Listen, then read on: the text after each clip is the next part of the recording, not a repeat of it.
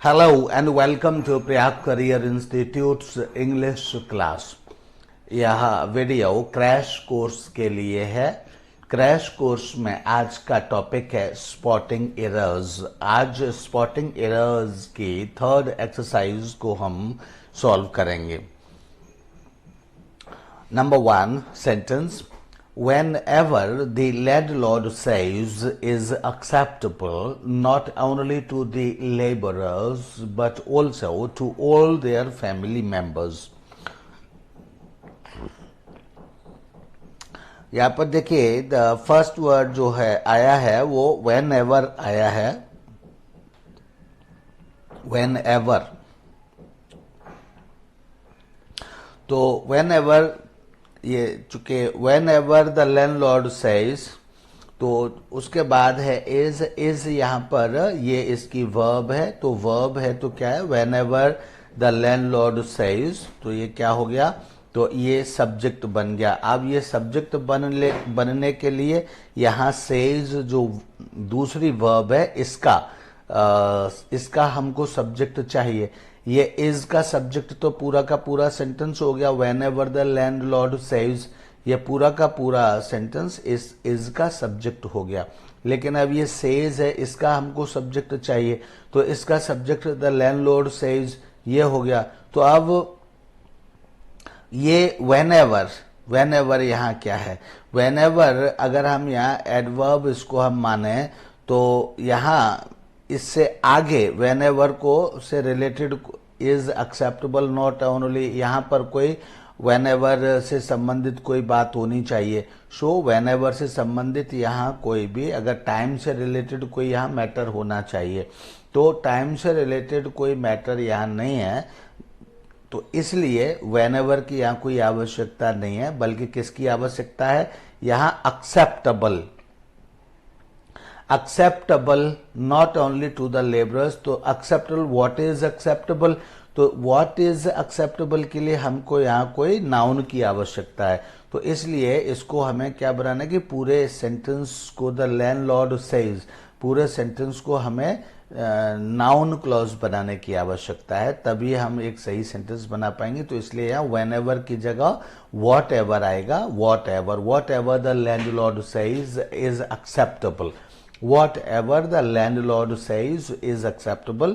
तो what is acceptable, whatever the landlord says। अगर हम कहेंगे whenever, अगर हम यहाँ accept करेंगे तो इसका मतलब है whenever, ऐसे जैसे whenever the landlord says comes the, मतलब people make a question, कुछ इस तरह का। whenever the landlord says he becomes angry, या कुछ इस तरह के सेंटेंसेस यहाँ पर आने चाहिए whenever को रिफ्लेक्ट करते हुए। सो टाइम से रिलेटेड यहाँ कोई बात नहीं है, बल्कि नाउन से रिलेटेड है। तो इसलिए व्हाट के क्वेश्चन में आने वाली चीज होनी चाहिए, व्हाट से प्रश्न पूछने पर आंसर में यहाँ आने वाली चीज होनी चाहिए। तो इसलिए whenever की जगह whatever the landlord says is acceptable। तो is acceptable क्या, whatever the landlord says। तो इसलिए यहाँ whenever की जगह क्या होना चाहिए, whatever होना चाहिए, whatever the landlord says। तो फर्स्ट सेंटेंस के ए पार्ट में whenever की जगह whatever कहा जाएगा, तब ये सेंटेंस सही होगा। यही इसकी मिस्टेक है और यही करेक्शन है इसमें। 4 मिनट इसमें मैंने दे दिए, गलत हो गया। He will certainly help you if you will ask him in a pleasant manner। Second sentence है, तो he will certainly help you ये मेन क्लॉज है। if you will ask him, तो if क्लॉज, जब main clause future simple future tense में होती है तो if क्लॉज हमेशा सिंपल प्रेजेंट टेंस में होनी चाहिए। तो इफ यू विल आस्क की जगह इफ यू आस्क हिम हो जाएगा, यानी कि सेकंड सेंटेंस के बी पार्ट में से विल को हटा दिया जाएगा और ये सेंटेंस सही हो जाएगा। Third sentence is the warden forbade the student from living the hostel. तो यहाँ फॉरबेड के साथ में यहाँ इन्फिनेटिव आता है एंड इसलिए टू लीव द हॉस्टल एक बार की घटना है, तो यहाँ टू लीव द हॉस्टल आएगा, ना कि फ्रॉम लिविंग दी हॉस्टल आएगा। तो थर्ड सेंटेंस के पार्ट सी में फ्रॉम लिविंग को हटाकर टू लीव यहां पर लिखा जाएगा, to leave. to leave the hostel, right? इसी तरह से fourth sentence, you must either tell me the whole story or at least the first half of it. तो फोर्थ सेंटेंस में देखिए यहाँ पर आइदर और आया हुआ है, आइदर एंड और ये कंजंक्शंस हैं। तो जब कोई कंजंक्शन पेयर में आता है तो उसको कोरिलेटिव कंजंक्शन कहते हैं, और कोरिलेटिव कंजंक्शन का रूल होता है कि अगर फर्स्ट जो पेयर ऑफ द कंजंक्शन है वो जहां पर आएगा वहीं सेकंड आएगा। यानी कि अगर फर्स्ट वाला नाउन से पहले आया है तो सेकंड कंजंक्शन भी नाउन से पहले आना चाहिए, या फर्स्ट वाला सब्जेक्ट से पहले आया है तो दूसरा पेयर भी सब्जेक्ट से पहले आना चाहिए। फर्स्ट वाला प्रेपोजिशन से पहले आया है तो दूसरा वाला भी प्रेपोजिशन से पहले आना चाहिए। मतलब इस तरह से ही होता है, नाउन से पहले तो नाउन से पहले, वर्ब से पहले तो इधर वर्ब से पहले, इधर प्रेपोजिशन से पहले तो इधर प्रेपोजिशन से पहले। तो इस तरह से देखिए, you must either tell me the whole story, और ये अब ये जो और है वो at least the first half of it पर ये आया है। और तो यहां पर ये जो आइदर है, ये you must either tell me, तो ये आइदर जो आ रहा है वो वर्ब से पहले आ रहा है, और यहां और किससे पहले आ रहा है, ये ऑब्जेक्ट से पहले आ रहा है। Tell at least the first half of it, तो ये टेल के बाद यानी कि ये ऑब्जेक्ट से पहले आ रहा है और ये वर्ब से पहले आ रहा है, तो इसलिए इसका कॉम्बिनेशन गलत हो गया। तो आइदर, अब यहां तो ये इसको तो चेंज किया नहीं जा सकता, तो इसलिए इसी को हम और करेंगे तो हमें वर्ब लगानी पड़ेगी। वर्ब लगा करके सेंटेंस और लेंथी हो जाएगा, तो इसलिए वर्ब न लगा करके हमको you must tell me either the whole story, तो इसलिए आइदर को टेल मी के बाद लिखना चाहिए। तो फोर्थ सेंटेंस के पार्ट ए में आइदर को मी के बाद लिखा जाना चाहिए। तो इस सेंटेंस से हो जाएगा, you must tell me either the whole story और at least the first half of it. Fifth sentence, twice 12 makes 24, तो इसमें ट्वाइस मतलब 2 times 12 makes 24, means 12 into 12 makes 24, और 12 plus 12 मेक्स 24। तो इस तरह से सेंटेंस ठीक है। 12 और ये फर्स्ट फॉर्म प्लस एस और एस होता ही है, तो ये सेंटेंस सही है। यानी फिफ्थ सेंटेंस में कोई करेक्शन नहीं है, तो इसका आंसर जो है फिफ्थ सेंटेंस का दैट इज डी, यानी कि नो एरर। अब हम बात करते हैं सिक्स्थ सेंटेंस की, it is necessary that everybody must have a house. तो यहाँ ये भी सेंटेंस सही है, लेकिन मस्ट की जगह हम जनरली शुड भी लगा सकते हैं, अदरवाइज ये सेंटेंस सही है, इसमें भी कोई प्रॉब्लम नहीं है। It is necessary, general sense के लिए हमको शुड लगाना चाहिए, तो जनरल सेंस में हमें शुड लगा सकते हैं, अदरवाइज इसमें कोई हम ऐसे नहीं कह सकते कि ब्लंडर मिस्टेक है, ऐसा हम नहीं कह सकते हैं, शुड यहाँ लगा सकते हैं बस। And The boys used to play cricket on the vacant and dark plot of land in the two, यहाँ से थोड़ा सा हटा देते हैं हम, in the two, ये हाँ, the boys used to, दोबारा से पढ़ते, the boys used to play cricket on the vacant and dark plot of land in the two tall buildings। तो ये देखिए यहाँ पर boys used to play cricket on the vacant and dark plot, यहाँ तक तो ठीक है, ऑफ लैंड ये भी ठीक है।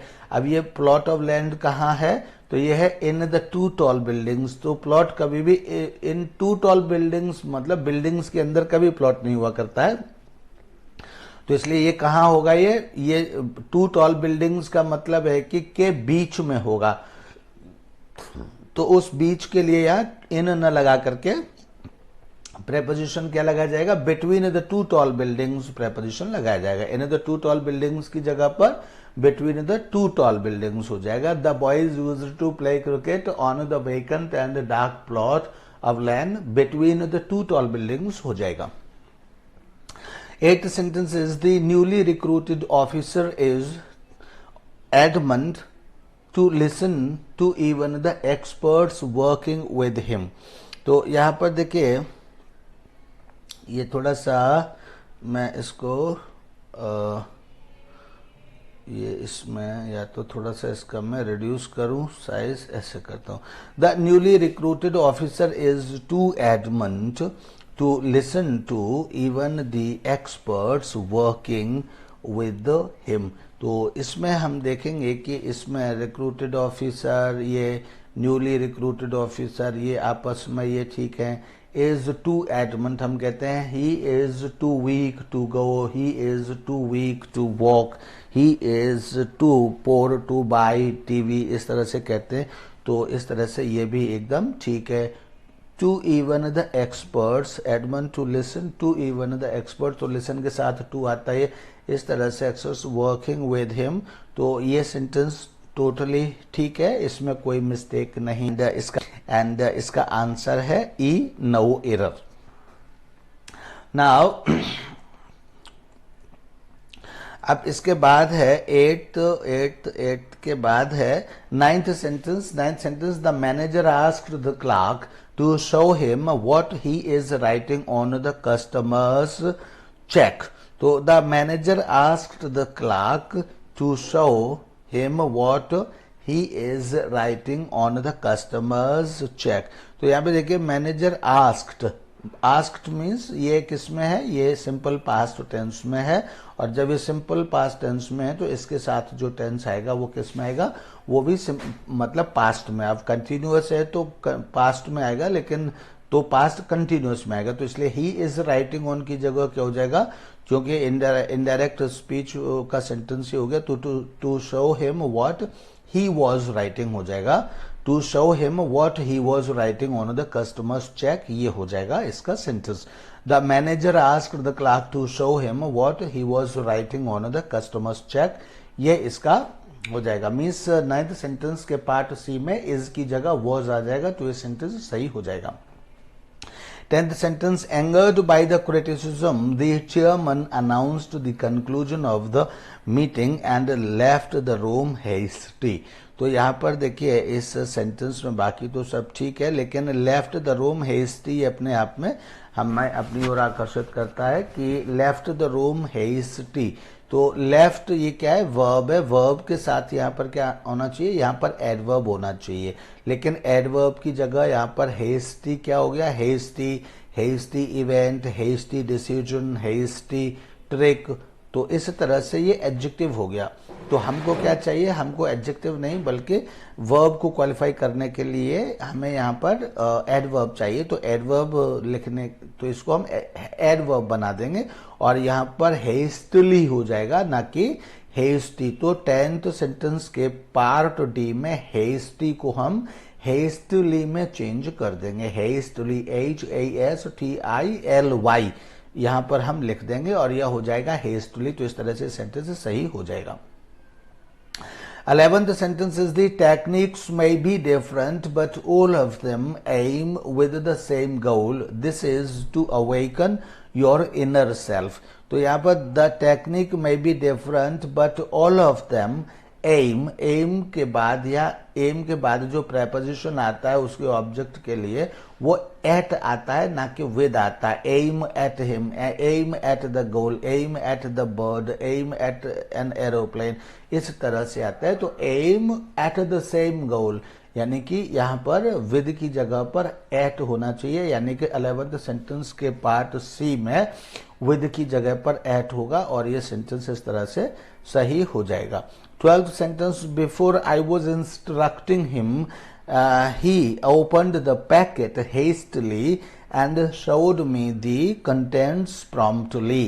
तो यहाँ पर देखिए, यहाँ पर बिफोर या तो ये पूरा का पूरा चेंज करना पड़ेगा। बिफोर ये है, before I was instructing him he opened. तो जब उसने ही opened the packet hastily and showed me the contempts promptly, तो इसने ये जो किया, तो इसलिए ये क्या हो जाएगा, ये दो एक्शंस हैं जो मतलब समय को दिखा रहे हैं कि इसने जब ये पैकेट खोला और उसी समय ये इंस्ट्रक्ट कर रहा था उसको। तो इसलिए यहाँ बिफोर न करके यहाँ पर अगर हम व्हेन वर्ड लगा देंगे, when I was instructing him he opened the packet hastily, तो ये सेंटेंस सही हो जाएगा। मीन्स ये टाइम को इंडिकेट, क्योंकि ये दो एक्शन एक ही टाइम में हो रहे हैं। जब ये इंस्ट्रक्ट कर रहा था तभी इसने पैकेट खोला, तो इसका मतलब है कि यहाँ जो बिफोर का मतलब होता है बिफोर दैट टाइम। अगर हम बिफोर यूज करेंगे तो फिर हमको पूरा का पूरा इसका ये चेंज करना पड़ेगा, before I had instructed him, या फिर ऐसे होना चाहिए बिफोर आई इंस्ट्रक्टेड हिम, है ना, before I instructed him he had opened the packet, इस तरह से इसको। तो ये सब न करके क्या है कि सिर्फ यहाँ पर इसके टाइम को इंडिकेट करने वाला जो वर्ड है ये चेंज करेंगे। When I was instructing him, यानी कि जब मैं उसको इंस्ट्रक्ट कर रहा था, ही ओपन्ड द पैकेट, तो दैट टाइम, तो यहाँ ये that time he opened the packet हो जाएगा, यानी दैट टाइम लिखना नहीं है, उसका मतलब यही होगा। तो इसलिए 12th सेंटेंस के पार्ट ए में बिफोर की जगह व्हेन लिख देंगे और यह पूरा का पूरा सेंटेंस एकदम सही हो जाएगा। This is the mistake and correction और solution. 13th sentence, they asked me that whether they were entitled to two free air trips to their native places. They asked me, they asked me that, तो ये they asked me और weather जब आता है तो उसके साथ that नहीं आता, इसमें यही they asked me whether they वर, इस तरह से they asked me whether I would, they asked me whether he would, she would, इस तरह से होता है। तो इसलिए या देवर जो भी है यहाँ दैट नहीं आएगा, वेदर का मतलब वेदर के साथ दैट नहीं आएगा, तो इसलिए ये दैट यहाँ पर गलत है। तो 13th सेंटेंस के पार्ट बी में हम दैट नहीं लगाएंगे, बस यही इसमें मिस्टेक है, दैट हटा देंगे, पूरा सेंटेंस सही हो जाएगा। 14th sentence, why they behaved in such an extraordinary manner is still a mystery even to their close friends. तो यहाँ देखिए why they behaved in such an extraordinary manner, जब यहाँ सच आ जाता है तो यहाँ पर एक्स्ट्रोऑर्डिनरी लिखने की कोई आवश्यकता नहीं होती है, हम सीधा कह सकते हैं इन सच a manner, in such a manner.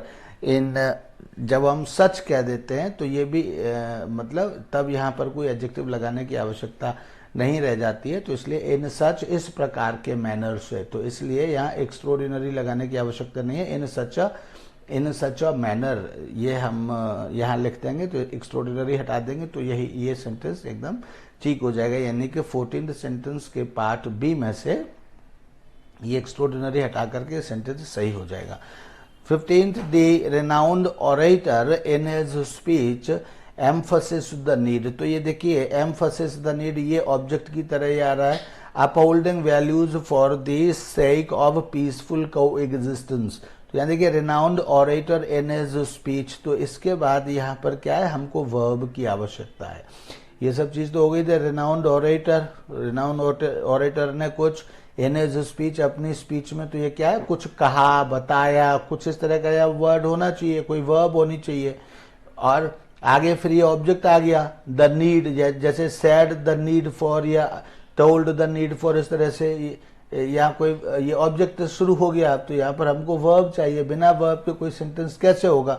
तो इसलिए यहाँ इसको ये एम्फसिस क्या है, ये नाउन है, एम्फसिस जो है नाउन फॉर्म है, तो हमें इसको वर्ब बनाना पड़ेगा। तो वर्ब कैसे हो जाएगा, एम्फसाइज्ड, एम्फसाइज, यानी ये जो एस है, इस एस के साथ में अगर हम यहाँ ई लगा दें तो ये वर्ब हो जाएगी, एम्फसिस की जगह ये क्या हो जाएगी, अभी नाउन है तो ये ई हो जाएगी, ई लगा देंगे तो ये वर्ब हो जाएगी। तो हम कहेंगे emphasized the need for upholding for the values for the sake of peaceful coexistence हो जाएगा। तो इसको वर्ब बनाने की आवश्यकता है, यानी 15th सेंटेंस के बी पार्ट में एम्फसाइज लिख देंगे, EMPHASISE या ZE भी लिखा जा सकता है, तो ये वर्ब हो जाएगा, emphasized the need for upholding values.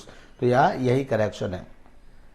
16th sentence, Keaton is so good a batsman that he would be certainly included in the team। तो यहाँ वैसे तो सब कुछ ठीक है, लेकिन he would be certainly, यानी would ऑक्सिलरी वर्ब, उसके बाद फिर ऑक्सिलरी वर्ब और उसके बाद एडवर्ब। तो एडवर्ब यहाँ पर नहीं आता है, एडवर्ब की जो वास्तव में जगह होती है, तो ये एडवर्ब ऑफ, इसको एडवर्ब है, ये एडवर्ब ऑफ सर्टनली, है ना। तो ये जो एडवर्ब है वैसे तो ये सर्टनटी शो करता है, तो मैनर तो ये नहीं है, क्वांटिटी हम इसको कह सकते हैं, एडवर्ब ऑफ क्वांटिटी। तो इसलिए ये मतलब जो भी है एडवर्ब आता है ऐसे समझिए, तो फर्स्ट ऑक्सिलरी वर्ब की बात आता है। जैसे नॉट है, नॉट भी एडवर्ब होता है, तो वो कहाँ आता है, फर्स्ट ऑक्सिलरी वर्ब के बाद आता है। अगर कोई एडवर्ब यहाँ लिखना है, एडवर्ब ऑफ फ्रीक्वेंसी होते हैं, तो ये एडवर्ब ऑफ फ्रीक्वेंसी तो नहीं है, इसको एडवर्ब ऑफ क्वांटिटी में रखा जा सकता है। तो इसलिए इसको मतलब टोटल ये है कि ये फर्स्ट ऑक्सिलरी वर्ब के बाद आना चाहिए। तो वुड सर्टनली भी होगा, ना कि वुड भी सर्टनली होगा। तो यहाँ पे यही मिस्टेक है 16th सेंटेंस में, would certainly be. 16th sentence के पार्ट सी में वुड सर्टनली बी लिखा जाएगा, तब ये सेंटेंस सही हो जाएगा। वुड बी सर्टनली ये गलत है। 17th sentence, the government has launched many creative schemes to make banking services available to everyone। तो यहाँ available to everyone नहीं होता है, बल्कि available के साथ यहाँ पर preposition for लगाया जाता है इस तरह के सेंस में। तो यहाँ available for everyone होगा। और कोई प्रेपोजिशन एक प्रैक्टिस होती है, कोई स्ट्रॉन्ग ऐसा ग्रामर नहीं होता है कि इसके साथ ये एक सेंस के अकॉर्डिंग ही ये डेवलप की होते हैं, या फिर हम ये कहते हैं कि इस शब्द के साथ ही आता है, ऐसे शब्द के साथ ही आता है। तो सेंस को देखते हुए यहाँ अवेलेबल फॉर एवरीवन आएगा, सिर्फ इतनी सी बात है। 17th सेंटेंस के पार्ट डी में टू की जगह पर फॉर लगा देंगे तो ये सेंटेंस सही हो जाएगा। 18th sentence, we have received many letters from customers asking us to extend the deadline to repay their loans। इसमें सभी मतलब सभी वर्ड्स अपनी अपनी जगह पर ठीक हैं, इसको पढ़ सकते हैं और इसमें कोई मिस्टेक नहीं है। There is no error in this sentence.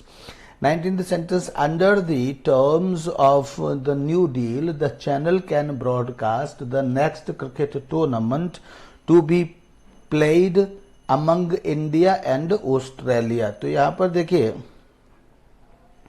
इसमें यहां अमंग लिखा हुआ है, played among India and Australia. तो अमंग जो यूज किया जाता है वो 3 या 3 से ज्यादा के लिए अमंग यूज किया जाता है। जैसे his house is among trees, the popular leader is standing among people. इस तरह से कहा, among many people, among thousands of people, इस तरह से, या अमंग 10 पीपल, तो या इस तरह से। तो यहाँ क्या हो जाएगा, बिटवीन इंडिया एंड ऑस्ट्रेलिया हो जाएगा। यानी कि 19th सेंटेंस के पार्ट डी में अमंग की जगह अमंग को हटाकर बिटवीन लिखा जाएगा, तो ये सेंटेंस ठीक हो जाएगा, करेक्ट हो जाएगा। यही इसमें मिस्टेक है। Now 20th sentence, this is turned out to be